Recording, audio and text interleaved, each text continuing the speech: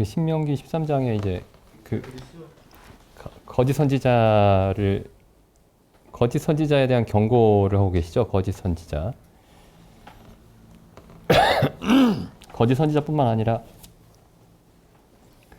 6절에서는 이제 형제, 내 동복 형제나 자녀나 혹은 아내나 혹은 너와 생명을 함께하는 친구, 가장 가까운 친구죠. 가장 가까운 친구가 다른 신을 섬기자 그렇게 가만히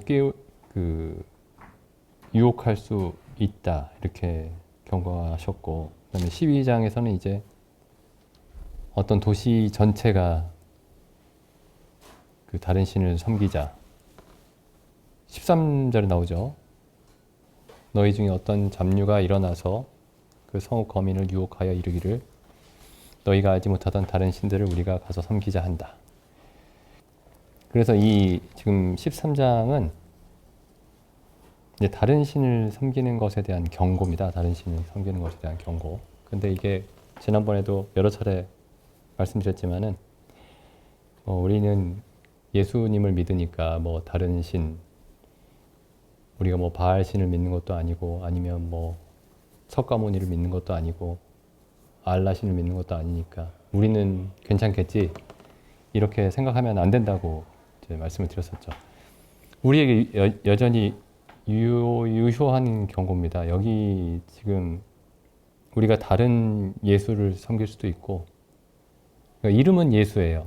이름은 성령이고 이름은 하나님인데 다른 하나님을 섬길 수 있고 다른 예수를 섬길 수 있고 다른 성령을 섬길 수 있습니다.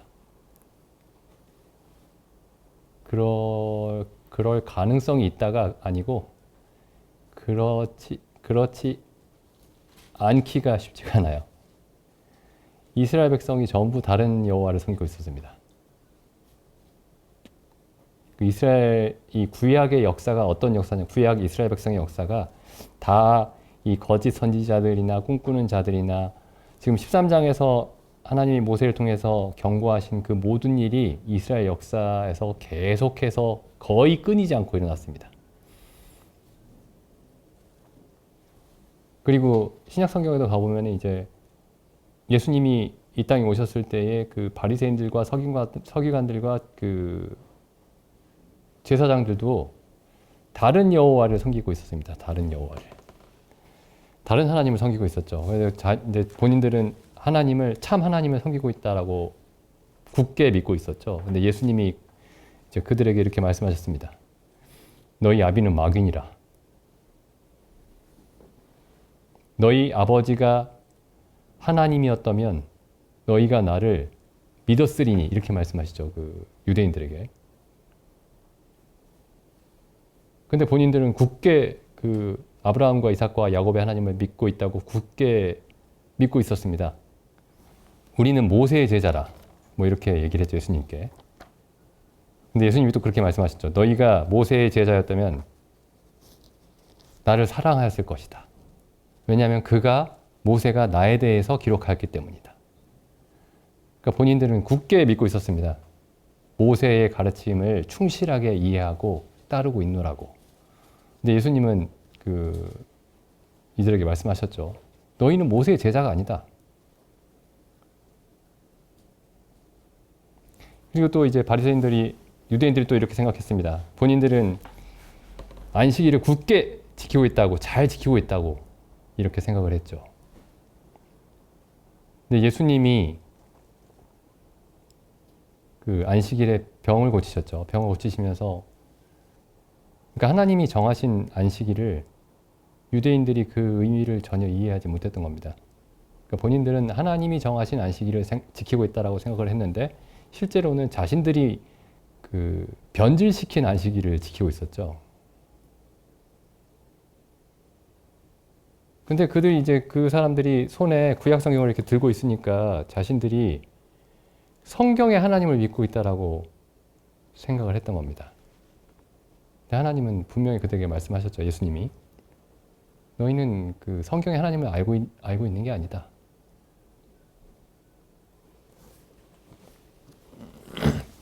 또 어떤 사람들은 이렇게 생각을 했습니다. 예수님께 와서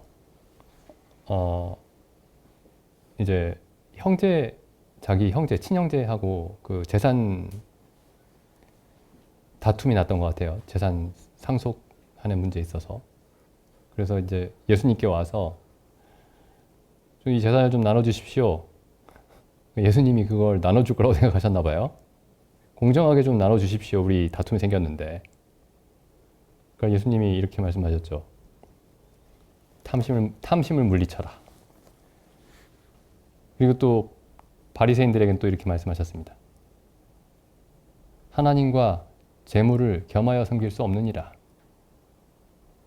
그게 무슨 뜻일까요? 유대인들은 그렇게 생각했던 겁니다. 하나님과 재물을 겸하여 섬길 수 있다. 하나님도 섬길 수 있고 재물도 동시에 섬길 수 있다. 그러니까 이제 이 사람들이 믿었던 하나님은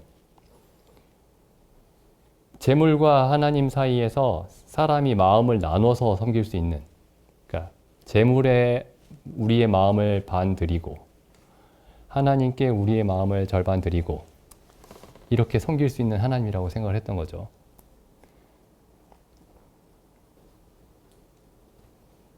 그래서 이 지금 성경에서 나와 있는 모든 예수님이 질책하시는 일들, 그리고 그 이후에 사도 바울이나 다른 사도들이 질책하고 있는 그 일들의 그 근원이 어디에 있냐면은 하나님이 어떤 분인지 올바르게 모르는 데 있었습니다. 또 예를 들면 이제 고린도 교회에서는 이렇게 생각을 했죠.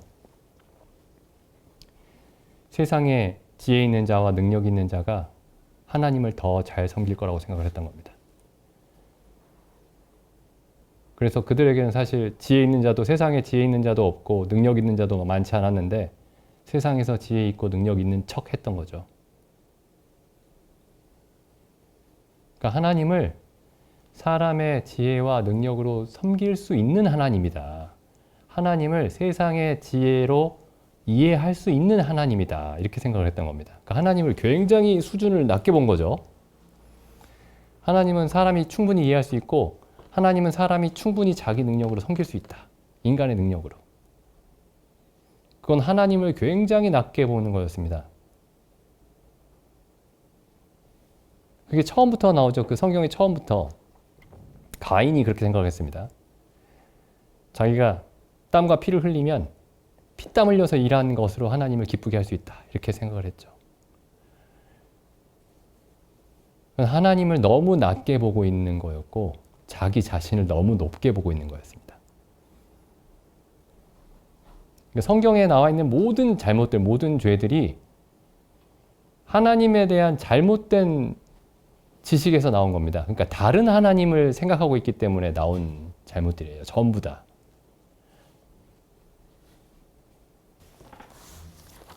요한복음에 보면 이런 말씀이 있습니다. 요한복음에만 있는 건 아니지만은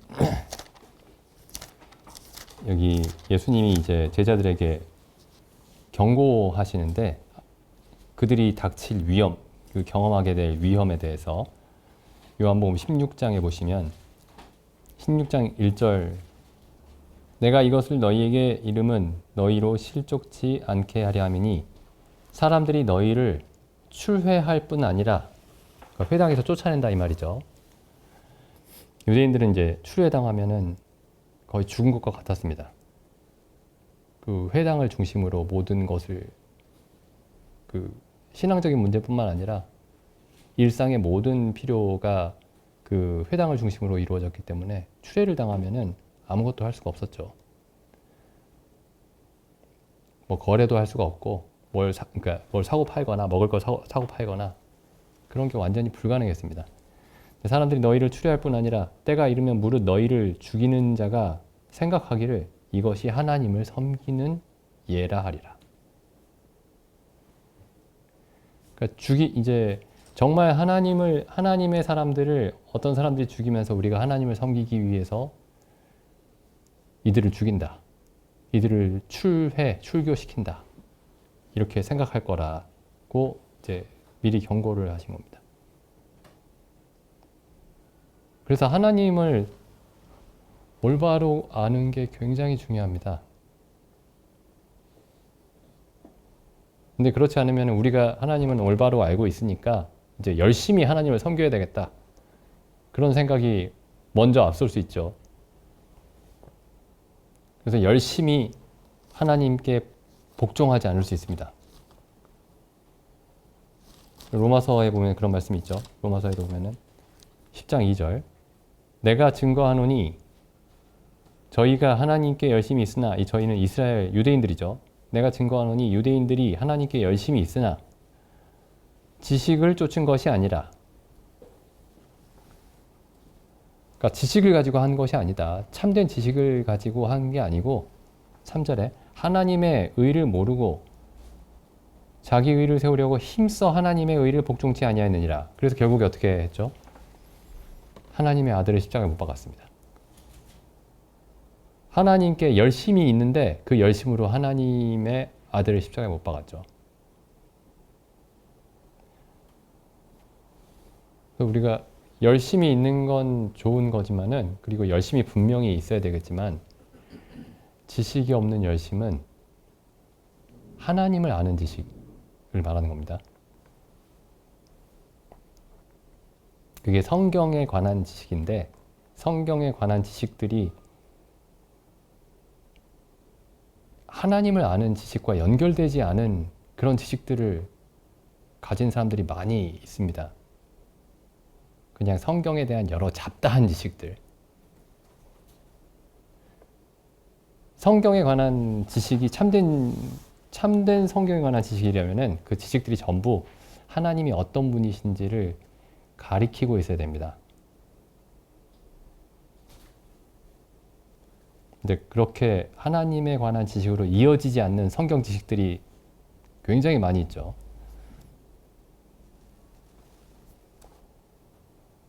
그리고 또 이제 하나님에 대해서 다른 그림을 가지고 있는 사람들 중에 잘못된 지식을 가진 사람들 중에 이런 사람들이 있습니다. 하나님이 사랑이시니까 결국에는 모든 사람이 구원을 받을 거다. 지옥에서 한동안 고통을 받다가 하나님이 결국에는 구원하실 것이다. 하나님은 사랑이시니까. 또 어떤 사람들이 이렇게 생각합니다. 하나님이 사랑이시니까 지옥에서 불타다가 영원히 불타게 하시진 않을 거다. 하나님이 사랑이신데. 결국에 고통을 받다가 어느 시점에 다 소멸될 것이다. 그 영혼과 육체가 소멸될 것이다. 그게 이제 하나님을 좋게 보이게 하려고 사람들이 성경을 읽으면서 만들어낸 생각인데 그게 하나님을 어떤 사람들에게는 좋게 보이겠지만은 성경이 가르치는 하나님의 모습이 아닙니다. 그게. 여기 보시죠.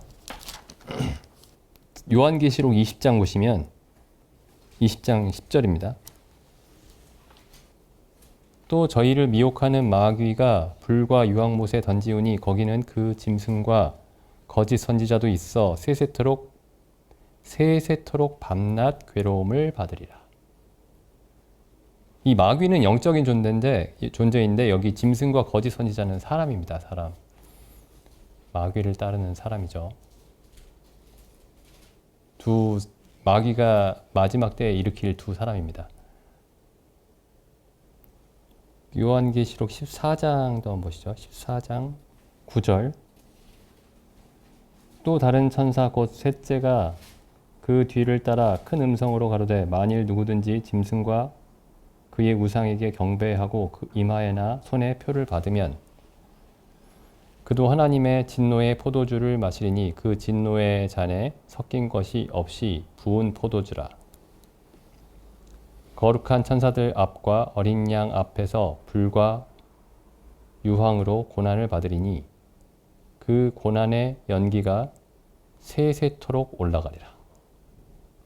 그 고난의 연기가 영원히 꺼지지 않을 것이다. 한번 잘 생각해 보시죠. 고난의 연기가 만약에 이 고난의 이 가운데서 어느 시점에서 내주신다거나 아니면은 어느 시점에서 영혼과 육체가 소멸된다거나 하면은 고난의 연기가 세세토록 올라가든 말든 무슨 상관입니까, 그게? 어차피 고난의 연기 속에서 계속 있는 건 아닌데요. 이 고난의 연기가 세세토록 올라간다는 이 말이 의미가 있으려면은 이 고난의 연기 속에 계속 있다라는 말이 됩니다.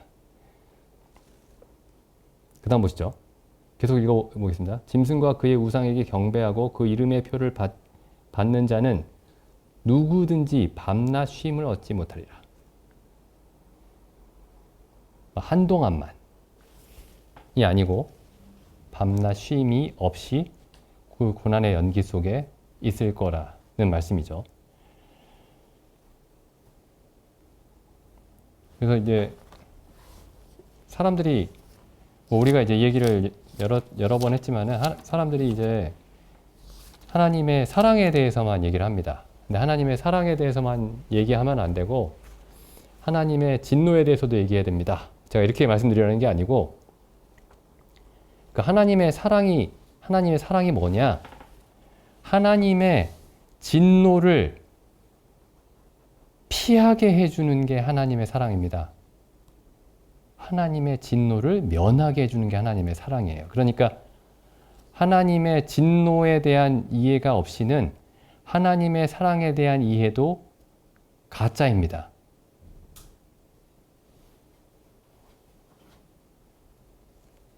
그러니까 하나님의 진노에 대해서 그 성경이 가르치는 하나님의 진노에 대해서 굉장히 깊이 생각을 해봐야 됩니다.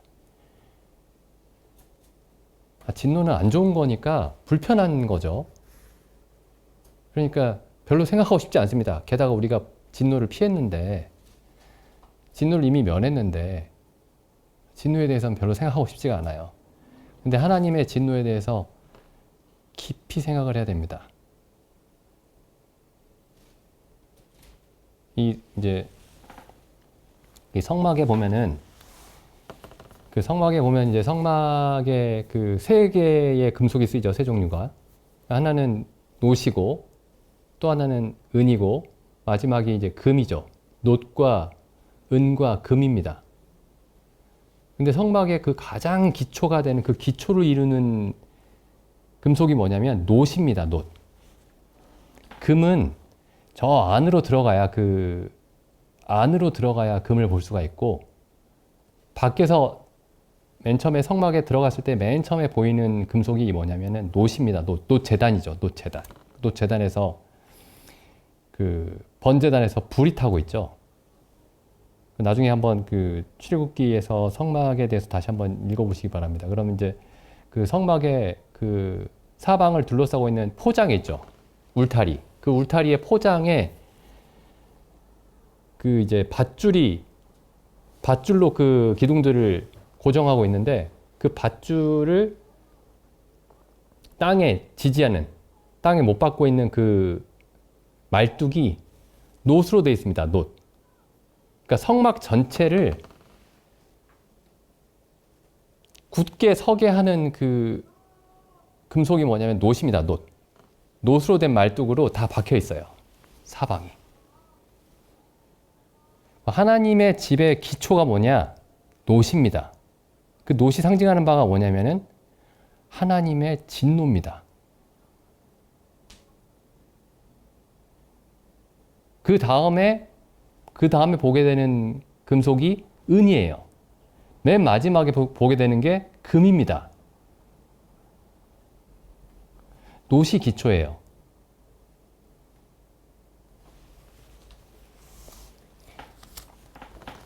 여기 신명기 말씀 한번 다시 가보겠습니다. 신명기 13장. 이제 어떤 성 전체가 이제 다른 하나님을 섬기게 다른 신을 섬기게 됐을 때에 이스라엘 백성 전체가 해야 될 일이 뭐냐면은 15절에 보시면 13장 14절. 너는 자세히 묻고 살펴보아서 이런 가증한 일이 참 사실로 너희 중에 있으면 너는 마땅히 그 성읍 거민을 칼날로 죽이고 그 성읍과 그 중에 거하는 모든 것과 그 생축을 칼날로 진멸하고 또 그 속에서 빼앗아 얻은 물건을 다 거리에 모아놓고 그 성읍과 그 탈취한 탈취물 전부를 불살라. 여기 보시죠. 그러니까 지금 이 성 전체가 우상을 섬기고 있는 거예요. 이 성 전체가 다른 신을 섬기게 됐습니다. 그래서 이 성에 있는 모든 사람을, 모든 가축을 다 죽이고 이 안에 있는 모든 탈취물을 한 곳에 모아놓고 전부 불살라라. 이렇게 돼 있죠. 근데 그 다음에 표현을 보시면 이렇게 돼 있습니다. 내 하나님 여호와께 드려라. 아니 이게 하나님 여호와께 좋은 걸 드려야 되지 않나요? 깨끗하고 의로운 것. 우리가 하나님 여호와께 뭘 드리냐면은 드려서 하나님을 기쁘시게 할 만한 걸 드리는 겁니다. 드려서 기쁘시게 하는 것. 근데 이 저주받은 성을 하나님께 불태워 드립니다. 목적이 뭐죠? 하나님을 기쁘시게 하기 위해서.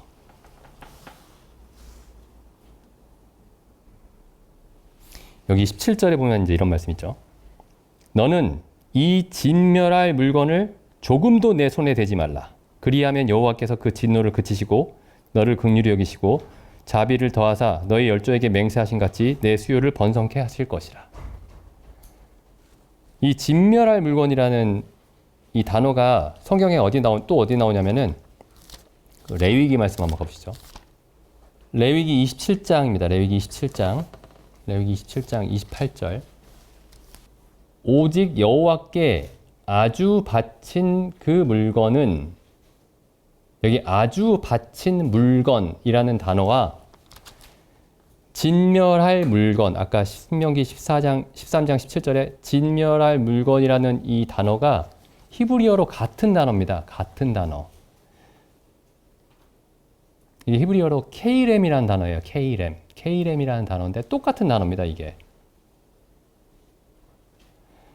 오직 여호와께 아주 바친 그 물건은 사람이든지 생축이든지 그 기업에 바치든지 팔지 못하고 속하지도 못하나니 바친 것은 다 여호와께 지극히 거룩함이며.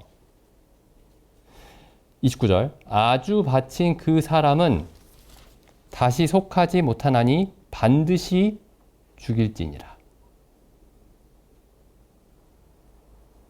그래서 반드시 죽여야 되는 사람들이 있었죠. 입다의 딸을 하나님이 죽이셨습니다. 입다의 딸을. 그리고 아간도 죽이셨죠. 아간. 그 여리고성에 하나님께 바친 물건을 숨겼던 사람. 이게 아주 바친 그 물건이라는 말과 그 다음에 그 진멸할 물건이라는 말이 왜 같은 단어인가. 그래서 이 단어를 찾아보시면은 하나님께 구별하여 드리다라는 말과 같은 말입니다. 이게. 하나님께 구별하여 드리다. 하나님께 구별하여 드린 물건. 진멸할 물건. 우리는 이제 이렇게 생각할 수 있어요. 하나님이 죄인에게 형벌을 내리실 때 가슴이 아프지만 어쩔 수 없이 형벌을 내리신다. 그렇게 생각할 수 있습니다. 마음이 아프지만 형벌을 내린다. 근데 이 말씀을 좀 생각해 보시면은 하나님이 죄인에게 형벌을 내리실 때 마음이 아프지만 죄인이니까 형벌을 내가 내릴 수밖에 없다. 그렇게 하지 않으십니다.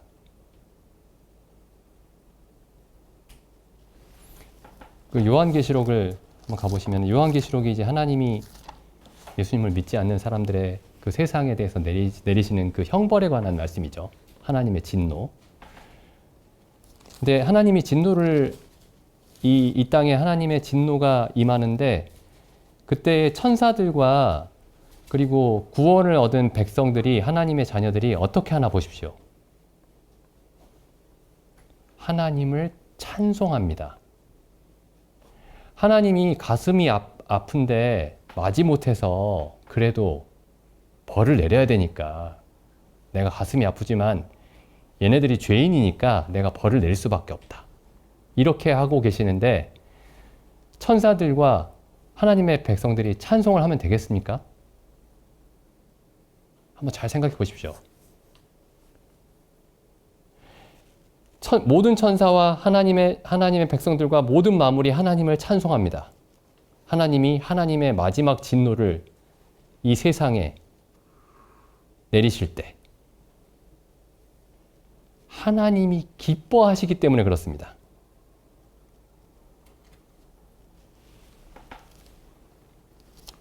보시죠. 여기 그 찬송하는 한 장면 한번 보겠습니다. 계시록 11장 17절입니다. 16절부터 보겠습니다. 하나님 앞에 자기 보좌에 앉은 24 장로들이 엎드려 얼굴을 대고 하나님께 경배하며 24 장로가 교회의 대표들이죠. 가로되 감사하옵나니 옛적에도 계셨고 시방도 계신 주 하나님 곧 전능하신 이여 친히 큰 권능을 잡으시고 왕노로 타시도다. 이방들이 분노함에 주의 진노가 임하여 죽은 자를 심판하며 종 선지자들과 성도들과 또 물론 대소하고 주의 이름을 경외하는 자들에게 상 주시며 또 땅을 망하게 하는 자들을 멸망시키실 때로소이다. 그 다음에 15장 보겠습니다. 15장 1절 또 하늘에 크고 이상한 다른 이적을 보매 일곱 천사가 일곱 재앙을 가졌으니 곧 마지막 재앙이라 하나님의 진노가 이것으로 마치리로다. 2절 또 내가 보니 불이 섞인 유리 바다 같은 것이 있고 짐승과 그의 우상과 그의 이름의 수를 이기고 벗어난 자들이 유리 바다가에 서서 하나님의 검은 고를 가지고 하나님의 종 모세의 노래 어린 양의 노래를 불러 가로되 이제 이 사람들이 어떻게 찬송하나 보시죠. 주 하나님 곧 전능하신 이시여 하시는 일이 크고 기이하시도다. 만국의 왕이시여 주의 길이 의롭고 참되시도다. 주여 누가 주의 이름을 두려워하지 아니하오며 영화롭게 하지 아니하오리까 오직 주만 거룩하시니다. 주의 의로우신 일이 나타났으니 만국이 주께 와서 경배하리이다. 여기 주의 의로우신 일이 15장 1절에서 말씀하고 있는 하나님의 진노죠. 다음 16장 보시죠. 16장 5절 내가 들으니 물을 차지한 천사가 가로되 전에도 계셨고 시방도 계신 거룩하신 이여 이렇게 심판하시니 의로우시도다. 이렇게 심판하시니 의로우시도다. 구원하신 것에 대해서 하나님의 은혜를 감사하고 그건 그리스도인다운 것 같은데 하나님이 진노하시는 것을 보고 하나님 찬송합니다. 구원하시는 하나님을 보고 찬송합니다라는 건 그리스도인다운 것 같은데 진노하시는 하나님을 보고 하나님 찬송합니다. 일단 보시죠. 6절 저희가 성도들과 선지자들의 피를 흘렸으므로 저희로 피를 마시게 하신 것이 합당하니이다. 7절 또 내가 들으니 제단이 말하기를 그러하다 주 하나님 곧 전능하신 이시여 심판하시는 것이 참되시고 의로우시도다. 15장 5절 보겠습니다. 5절 여기 15장 1절에 하나님의 진노가 이것으로 마치리로다 이렇게 되어 있죠. 그리고 나서 이제 5절에 보면은 또 이 일 후에 내가 보니 하늘의 증거 장막의 성전이 열리며 하늘에 있는 성전이 열리며 일곱 재앙을 가진 일곱 천사가 성전으로부터 나와 이게 마지막 그 7년의 대환란의 마지막입니다. 마지막 하나님의 진노예요. 일곱 대접입니다. 이게 일곱 대접. 일곱 재앙을 가진 일곱 천사가 성전으로부터 나와 자, 이 천사들의 의복이 어떤가 보시죠.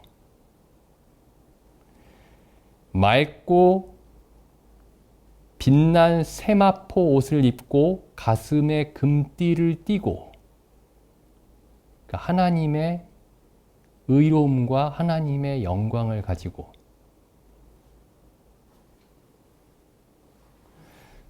그다음 보시죠. 네 생물 중에 하나가 세세에 계신 하나님의 진노를 가득히 담은 금대접 7을 그 7 천사에게 주니. 이 진노가 금대접에 담겨 있습니다. 하나님의 거룩함을 나타내는 금대접에. 일단 8절 보시죠. 하나님의 영광과 능력을 인하여 성전에 연기가 차게 되매 7 천사의 7 재앙이 마치기까지는 성전에 능히 들어갈 자가 없더라. 이 15장 8절 말씀과 그 같은 장면이 성경에 2군데 있죠. 출애굽기에 한 곳 있고 열왕기, 역대기에 한 곳 있습니다. 출애굽기에서 모세가 성막을 완성했을 때, 그리고 열왕기하고 역대기에서 솔로몬이 하나님의 성전을 완성했을 때 똑같은 묘사가 있어요. 한번 찾아보겠습니다. 출애굽기 40장 33절입니다. 이 40장이 이제 성막을 마지막으로 모세가 이렇게 완성하는 장면이죠. 40장 전체가. 그리고 33절에 이렇게 끝납니다. 모세가 이같이 역사를 마쳤더라. 그 다음에 34절 보시죠. 그 후에 구름이 회막에 덮이고 여호와의 영광이 성막에 충만하매 모세가 회막에 들어갈 수 없었으니 이는 구름이 회막 위에 덮이고 여호와의 영광이 성막에 충만함이었으며. 열왕기상도 보겠습니다. 열왕기상 8장. 이제 이 8장에서는 솔로몬이 이제 그 성전을 완성을 하고 마지막으로 지성소에 법궤를 모신 다음에 제사장들이 나올 때 일어난 일입니다. 8장 10절. 제사장이 법궤를 지성소에 두고 성전에서 나올 때에 구름이 여호와의 전에 가득함에 제사장이 그 구름으로 인하여 능히 서서 섬기지 못하였으니 이는 여호와의 영광이 여호와의 성전에 가득함이었더라. 지금 이 2 그림과 이 요한계시록에 우리가 읽었던 15장 8절 같은 상황입니다. 이 성막과 성전에서 하나님의 영광의 구름이 가득 차게 됐을 때에 사람이 그 안에서 섬길 수 없었다. 이건 하나님의 구원이 완성되었을 때에 하나님의 기쁨을 나타내는 겁니다. 그게. 창세기 1장에 있는 표현으로 하면은 하나님 보시기에 심히 좋았더라. 이렇게 하나님의 만족을 표현하신 그 일이 그 성전과 성막을 하나님의 영광이 가득 채우는 것으로 나타났어요. 근데 여기도 마찬가지 15장 8절은 하나님의 진노가 온 세상에 그리고 영원토록 임하는데 여기에 하나님의 기쁨이 나타나 있는 겁니다. 하나님이 세상을 구원하실 때에는 기뻐하실 수 있지만 하나님이 세상을 심판하시고 영원한 지옥 가운데 수많은 사람들에게 형벌을 주실 때에는 눈을 가리고 하나님이 그렇게 하실 것이다. 어쩔 수 없이 그렇게 하실 것이다. 그렇게 우리가 생각할 수 있겠지만은 성경은 그렇게 얘기하고 있지 않습니다. 하나님이 온전히 기뻐하시고 하나님의 모든 천사들과 구원을 받은 모든 사람들이 하나님을 찬송하게 되는 겁니다. 이게 뭘 말할까요? 하나님의 진노에 대해서. 하나님이 누군가 고통하는 것을 고통스러워하는 걸 보고 남의 고통을 보고 즐기는 그런 신일까요?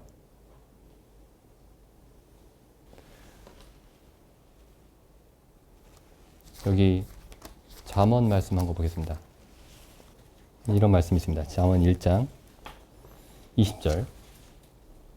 지혜가 길거리에서 부르며 광장에서 소리를 높이며, 예수님에 관한 예언이기도 합니다. 이게 헌화하는 길머리에서 소리를 지르며 성문 어귀와 성중에서 그 소리를 발하여 가로되, 너희 어리석은 자들은 어리석음을 좋아하며 거만한 자들은 거만을 기뻐하며 미련한 자들은 지식을 미워하니 어느 때까지 하겠느냐. 나의 책망을 듣고 돌이키라. 보라, 내가 나의 신을 너희에게 부어주며 나의 말을 너희에게 보이리라. 내가 부를지라도 너희가 듣기 싫어하였고 내가 손을 펼칠지라도 돌아오는 자가 없었고 도리어 나의 모든 교훈을 멸시하며 나의 책망을 받지 아니하였은즉. 그 다음 보시죠. 너희가 재앙을 만날 때에 내가 가슴 아파하리라. 그렇게 되어 있지 않죠? 너희가 재앙을 만날 때에 내가 웃을 것이며 너희에게 두려움이 임할 때에 내가 비웃으리라.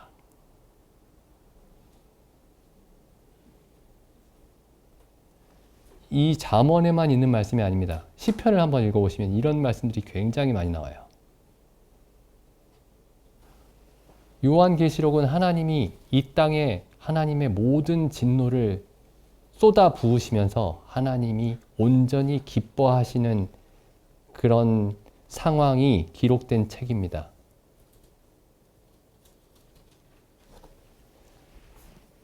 우리가 얻은 구원에 대해서 이해할 때에도 이 부분을 생각을 해야 됩니다. 항상.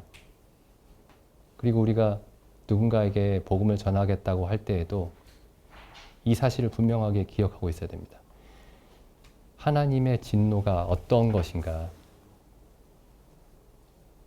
하나님이 사람들에게 진노하실 때 이렇게 얼굴을 가리고 슬퍼하면서 진노하시지 않습니다.